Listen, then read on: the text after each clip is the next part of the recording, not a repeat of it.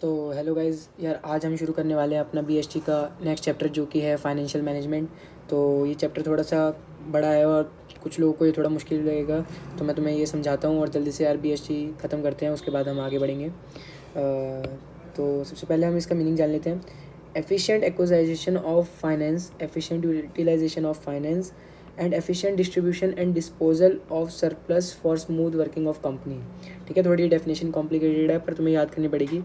Acquisition of finance मतलब इसको ढंग से मैनेज करना, उसका ढंग से इस्तेमाल करना, उसका इसको ढंग से बांटना, डिस्पोजल करना, सरप्लस वगैरह को कहाँ रखना जिससे कि एक कंपनी ढंग से काम कर पाए। ठीक है, अब रोल क्या होता है फाइनेंशियल मैनेजमेंट का। ठीक है, size and composition of fixed assets, जो कि डायरेक्टली ऑन इन्वेस्टमेंट पे जो वो करती है, एकदम रिलाई करती है। उसके बाद amount and composition of current assets, amount of long term and short term funds, breakup of long term financing into debt, equity etc, all items in profit and loss account। तो ये basically role होता है financial management का। ठीक है, next objectives क्या होते हैं।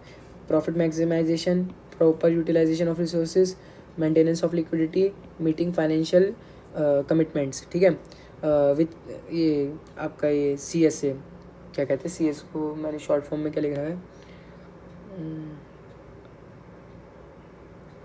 करंट लाइबिलिटी क्रेडिट, चलो छोड़ो यार, बाद में देखते हैं। ठीक है, मेन मकसद क्या होता है इसका, maximising wealth of shareholder. ठीक है, लिक्विडिटी, मेंटेनेंस ऑफ लिक्विडिटी मतलब यार कभी भी किसी चीज़ को कैश में कन्वर्ट करवा लेना। ठीक है, उसको लिक्विडिटी कहते हैं। देन अब मैं तुम्हें बहुत इंपॉर्टेंट बात बताता हूँ कि जो ये हमने डेफिनेशन पढ़ी थी तुम्हें यहाँ समझ नहीं आई होगी, पर अब तुम्हें यहाँ पर समझ में आएगी, क्योंकि यही है मतलब इसका मेन। फाइनेंशियल डिसीजंस जो लेते हैं हम फाइनेंशियल मैनेजमेंट के अंदर, वो आती है चीज़ें। इन्वेस्टमेंट डिसीजन, कि हमें किस चीज़ के अंदर इन्वेस्ट करना है, वो मतलब जैसे कि हमें एसेट्स खरीदनी है, वो वर्किंग कैपिटल होगी या कैपिटल बजटिंग होगी। ठीक है, इन्वेस्टमेंट डिसीजन पहली चीज़ होती है। उसके बाद फाइनेंसिंग डिसीजन, कि हम डेट लेंगे या इक्विटी लेंगे, यानी कि हमें फंड्स रेस करने हैं तो फिर हम डेट पे चलेंगे या इक्विटी, यानी अपना शेयर देंगे, अपनी कंपनी की ओनरशिप देंगे। Then next one is dividend decision, कि हम रिटेन अर्निंग में डालेंगे या डिविडेंड देंगे। रिटेन अर्निंग जो कि हमारे सरप्लस वगैरह में जो जाती है, वो जब हमारे तब काम आती है जब हमें ज़रूरत हो। ठीक है, जैसे बिज़नेस को ज़रूरत पड़ गई कभी पैसे की, तो फिर वो रिटेन अर्निंग में जाती है और डिविडेंड जाती है शेयर होल्डर्स के पास। और नेक्स्ट अब हम इनको ब्रीफ में पढ़ेंगे। तो सबसे पहले इन्वेस्टमेंट डिसीजन, तो इसे हम कैपिटल बजट डिसीजन भी कहते हैं, budgeting decision. Where to invest fixed capital, जो फिक्स्ड कैपिटल होती है हम उसमें जब इन्वेस्ट करते हैं तो उसे हम इन्वेस्टमेंट डिसीजन कहते हैं। Invest in fixed assets as well as current assets, decision regarding fixed assets as is capital budgeting decision. ये इंपॉर्टेंट है, मतलब ये डेफिनेशन है तो याद कर लेना। इंपॉर्टेंस पढ़ेंगे अब हम इसकी, क्या होती है। लॉन्ग टर्म ग्रोथ के लिए होता ही है। ठीक है, दूर तक के हम सोचते हैं, अगर हम आज बहुत ज़्यादा पैसा किसी फिक्स्ड एसेट को एक्वायर करने में लगा रहे हैं तो मतलब वो लॉन्ग टर्म के लिए हो गया हमारा। लार्ज अमाउंट चाहिए होता है इसके लिए, रिस्क भी बहुत ज़्यादा होता है। उसके बाद इरिवर्सिबल डिसीजन होता है, इसका मतलब जो हमने एक बार कर दिया उसके बाद हम इसे चेंज नहीं कर सकते। Next, factors affecting investment, cash flow project, return on investment, investment criteria, यानी कि कैश फ्लो कैसा है बिज़नेस का, रेगुलर है कि नहीं है। उसके बाद रिटर्न ऑन इन्वेस्टमेंट कितना आ रहा है, आरओआई, अगर हम बिज़नेस में इन्वेस्ट कर रहे हैं, मतलब इन्वेस्टमेंट क्या होती है कि जिससे आपको रिटर्न आए, उसमें रिटर्न कितना आ रहा है। इन्वेस्टमेंट क्राइटेरिया देखा जाता है कि कैसे कहाँ करेंगे, क्या क्या चीज़ें होंगी, सब सर्कमस्टांसेस को देखा जाएगा। देन ये हमारा था इन्वेस्टमेंट वाला। ठीक है, ये हमारा इन्वेस्टमेंट डिसीजन था। अब हम पढ़ेंगे फाइनेंसिंग डिसीजन के बारे में। अब इसमें दो होते हैं, एक ओनर्स फंड, एक बोरोर्स फंड। ये इक्विटी होता है और ये डेट होता है। इसको क्या क्या फैक्टर्स अफेक्ट करते हैं इस चैप्टर में, मेन ना फैक्टर्स अफेक्टिंग ये डिसीजंस वगैरह हैं। बाकी तुम्हें चीज़ें पता होनी चाहिए, जैसे कि तुम्हें पता होना चाहिए कि what is financial decisions, then what is investment decisions, financing decisions, dividend decisions. Basically ये समझ लो, इन्वेस्टमेंट मतलब कि कहाँ इन्वेस्ट करना, फाइनेंसिंग मतलब debt, equity, retain earning, dividends, dividend decision में। बस ये तीन चीज़ें ध्यान में रख लेना। ये ऊपर का ये इतना इंपॉर्टेंट नहीं है, बाकी पढ़ने को पढ़ना चाहिए यार, एक बार सारी चीज़ें कवर होनी चाहिए। कब सीबीएसई वालों का दिमाग ख़राब हो जाए और वो ऐसे ऊट पटांग क्वेश्चन दे दे, तो सेफ्टी के लिए हमें पढ़ना चाहिए। Then factors affecting financing decisions में क्या आते हैं, cost, risk, cash flow position, control consideration, flotation cost, fixed operating cost, state of capital market. अब ये सारी चीज़ें बताता हूँ। कॉस्ट होती है कि जब हम फाइनेंसिंग डिसीजन लेते हैं कि हमें इक्विटी और डेट में देखना होता है कि हम किससे हम पैसा उठाएंगे मार्केट से, तो देखना होता है कि कितना पैसा उठाना है। उसके बाद रिस्क देखते हैं कि किस में ज़्यादा रिस्क है। कहा जाता है कि डेट में ज़्यादा रिस्क होता है क्योंकि उसमें अपना पैसा नहीं होता, उसमें हमारी लाइबिलिटी होती है, तो वो जो हमें चुकानी पड़ती है तो वो ज़्यादा रिस्की फैक्टर होता है। देन कैश फ्लो पोजीशन, कि भाई अगर आपका कैश फ्लो पोजीशन, आपके बिजनेस में पैसा आ रहा है, आप कमा रहे हो, देन बोरोवर फंड, मतलब जो बोरोवर फंड होता है वो एक सेफ ऑप्शन माना जाता है। पर अगर आपका कैश फ्लो पोजीशन सही नहीं है तो फिर आपको इक्विटी पे जाना चाहिए। देन कंट्रोल कंसिड्रेशन, कि आपका कितना कंट्रोल जाएगा। जैसे कि इक्विटी में आपका बहुत ज़्यादा कंट्रोल चले जाता है, रिस्क होता है उसमें, ओनर्स को मतलब ओनर का कंट्रोल चले जाता है। तो नेक्स्ट चलता है फ्लोटेशन कॉस्ट, यानी कि सिक्योरिटी लीज फ्लोटेशन कॉस्ट, की सिक्योरिटीज़ के ऊपर जब पैसा चार्ज होता है तो उसे फ्लोटेशन कॉस्ट कहते हैं। तो उस पर जब पैसा चार्ज होता है तो इसमें हमारे लिए डेट सही रहता है, ठीक है। Then next one is fixed operating cost, high prefer owners fund, अगर ये फिक्स्ड ऑपरेटिंग कॉस्ट ज़्यादा हो तो हम ओनर्स फंड को प्रीफर करते हैं। देन नेक्स्ट वन इज़ चेट ऑफ कैपिटल मार्केट, यानी कि जब बूम हो तब हमें डेट पर जाना चाहिए और जब डिप्रेशन हो तो इक्विटी पे जाना चाहिए। बूम मतलब कि मार्केट एकदम फाड़ू चल रही है, आग लगा रही है मार्केट है। अब ये कैसी आग बन गई, आग बना दी, अब सही है, ठीक है। जब आग लग रही हो तब मतलब जब बूम हो तब हमें डेट पर जाना चाहिए, और जब डिप्रेशन यानी कि बहुत ख़राब हो मार्केट तब हमें इक्विटी पे जाना चाहिए। तो हमें कैपिटल मार्केट का भी मतलब ध्यान रखना पड़ता है, ये भी एक फैक्टर होता है जो हमारे फाइनेंसिंग डिसीजन को अफेक्ट करता है। देन नेक्स्ट वन इज़ हमारा आता है डिविडेंड डिसीजन। इसमें होता है concern with distribution of surplus fund, यानी कि कितना रिटेन्ड अर्निंग में जाएगा, रिटेन्ड अर्निंग, और कितना डिविडेंड दिया जाएगा जो शेयर होल्डर को दिया जाता है, कितना कितना दिया जाएगा। तो नेक्स्ट वन हम इसमें पढ़ेंगे फैक्टर्स अफेक्टिंग डिविडेंड क्या होते हैं। अर्निंग, कि कितनी अर्निंग हो रही है, जितनी ज़्यादा अर्निंग होगी उतनी ज़्यादा हम डिविडेंड दे पाएंगे।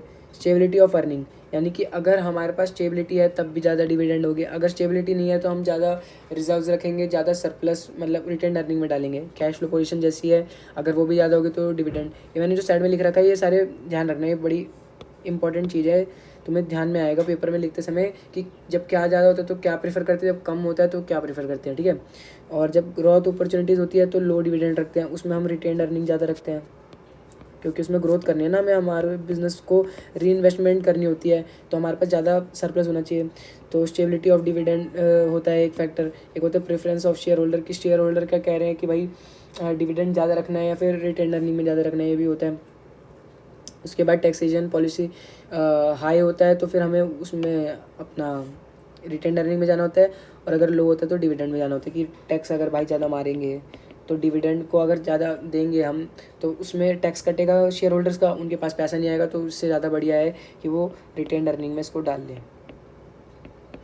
उसके बाद access to capital market consideration करते हैं कि जो भाई कैपिटल मार्केट में जो इमेज होती है, अब मान लो कि कोई अपने शेयर होल्डर को कम डिविडेंड दे रहा है और अपना रिस्क फैक्टर कम करने की वजह से रिटेन अर्निंग में ज़्यादा डाल रहा है, तो कोई पब्लिक जो है वो पैसा नहीं लगाएगी ना, वो शेयर नहीं खरीदेगा ना उस कंपनी के, तो फिर उसमें कैपिटल मतलब जो उसकी मार्केट होगी उसमें उसकी मतलब बहुत बुरी वैल्यू जाएगी, उसकी बहुत गुडविल बहुत डाउन हो जाएगी उस कंपनी की या ऑर्गेनाइजेशन की।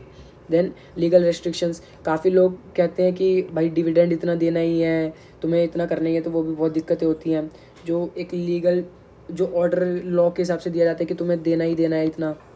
देन नेक्स्ट कॉन्ट्रैक्चुअल कॉन्स्टेंट्स, कि कुछ कंपनीज भी होती है, जो कुछ फर्म्स भी होती है जो कि आपको बाधा डालती है आपके डिविडेंड आने में, आपको फिर रिटेन अर्निंग में डालना पड़ता है। यानी कि एक भारी एक, जैसे हमने बिजनेस एनवायरनमेंट में पढ़ा था ना कि काफ़ी चीज़ें बिजनेस के कंट्रोल में नहीं होती, तो वैसे ही है कि जो चीज़ें बिजनेस के कंट्रोल में नहीं होती वो भी काफ़ी तरीके से इसको अफेक्ट करती है। Then next one is stock market reaction, वो भी वही है, अगर ज़्यादा डिविडेंड देना पड़ता है इसमें, नहीं तो मार्केट की बहुत कंडीशन ख़राब, अपनी कंपनी की बहुत ख़राब समझी जाती है। Then next one is financial planning, deciding in advance how much to spend on what to spend according to funds at your disposal. Financial planning is like normal planning, which we have already learned in chapter number 4 planning. So इसके हम objectives देख लेते हैं। Ensure availability of funds whenever these are required, ठीक है यार, इतनी simple है, अब इसमें क्या है समझाऊँ। जब हमें फंड्स की ज़रूरत हो उनकी अवेलेबिलिटी को चेक करना, जब भी वो ज़रूरत हो उनकी तब, ठीक है, उसको ध्यान में रखना कि अवेलेबल है कि नहीं है। See that firm does not raise resources unnecessarily, यानी कि ज़बरदस्ती फर्म जो है रिसोर्सेज को रेज ना करे, यानी ज़बरदस्ती एसेट्स ना खरीदे, अगर ज़रूरत नहीं है तो क्यों खरीदे भाई, फालतू में फंड्स ऐसे छोड़ना है कि बर्बाद करने के लिए। Then importance, make firm better prepared to face future, जैसे हमने बताया था कि डेवलपिंग प्रीमिसेस होते हैं कि फ्यूचर को एक तरीके से प्रिडिक्ट कर लेते हैं। प्लानिंग की बात कर रहा हूँ ये मैं, डेवलपिंग प्रीमिसेस में ये वो प्रोसेस में था ना ये second. Avoid shocks and surprises. Then next one is coordinate various functions, proper utilisation of finance, link present with future, link between investment and financing decision, make evaluation of actual performance. ठीक है, तो अब हम next पढ़ते हैं factors capital structure को। EPS होता है earning per share, debt equity इसका फॉर्मूला होता है।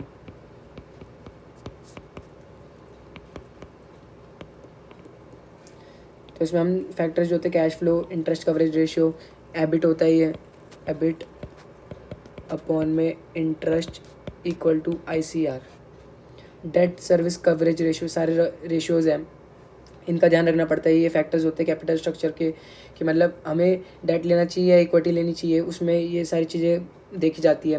उसके बाद रिटर्न कितना मिल रहा है, कॉस्ट कितनी है डेट की, टैक्स रेट क्या है, कॉस्ट ऑफ इक्विटी क्या है, फ्लोटेशन कॉस्ट क्या है, रिस्क कंसिडरेशन क्या है, फ्लेक्सिबिलिटी क्या है, कंट्रोल क्या है, regulatory framework, stock market, capital structure of other company. Then next one is factor affecting required of fixed capital. तो इसमें देखा जाता है जैसे मतलब हमें फिक्स्ड कैपिटल देखनी है, मतलब चाहिए, तो उसको क्या अफेक्ट करते हैं फैक्टर्स, वो क्या फैक्टर्स होते हैं, वो nature of business, scale of operation, technique of production. जैसे कि मान लो ये मोस्ट इंपॉर्टेंट लिख लो तुम, ये इंपॉर्टेंट है एग्जाम पॉइंट ऑफ व्यू से, क्या को पूछेगा factors affecting of fixed capital, की फिक्स्ड कैपिटल आपको रेज करनी है तो वो क्या फैक्टर्स होंगे जो उसको अफेक्ट करेंगे, क्या क्या बात उसको ध्यान में रखनी जाएगी। तो नेचर क्या है बिजनेस का, ठीक है, क्या बिजनेस में उसको रिक्वायरमेंट है फिक्स्ड कैपिटल की ज़्यादा, स्केल ऑफ ऑपरेशन कितने बड़े लेवल पे कर रहा है, टेक्निक्स किससे कर रहा है, लेबर इंटेंसिव या फिर कैपिटल इंटेंसिव से, टेक्नोलॉजी अपग्रेडेशन नई टेक्नोलॉजी से कर रहा है पुरानी से कर रहा है, growth prospects, diversification, availability of financial leasing facility, level of collaboration. ठीक है, ये सारी चीज़ें। Then next one is working capital. Working capital वो होती है जैसे कि हमें जो हेल्प करती हैं प्रोडक्शन करने में, जो हमारे यूज़ में आ रही होती हैं, gross working capital, net working capital. तो इसको क्या फैक्टर्स करते हैं, इसके भी सेम है, nature, scale, business cycle, fluctuation, seasonal factors, technology and production cycle, credit allowed, credit avail, operation efficiency, availability of raw materials, inflation, level of competition, growth prospects. तो यहाँ पर हमारा ये चैप्टर खत्म होता है। इसमें मैंने एक टॉपिक छोड़ दिया है जिसमें कि हम कैलकुलेट करते हैं वो अर्निंग पर शेयर वाला, तो वो मैं आपको एक सेपरेट वीडियो बनाऊंगा, वो काफ़ी बड़ा हो जाएगा। तो अभी के लिए ये चैप्टर ख़त्म करते हैं और होप करूँगा मैं आपसे कि आप इस चैप्टर को अच्छे से पढ़ लें, जिससे आपको एग्ज़ाम में कोई दिक्कत ना हो, उसको याद कर लें और जैसे कि मैंने समझाया है उसको समझ लें।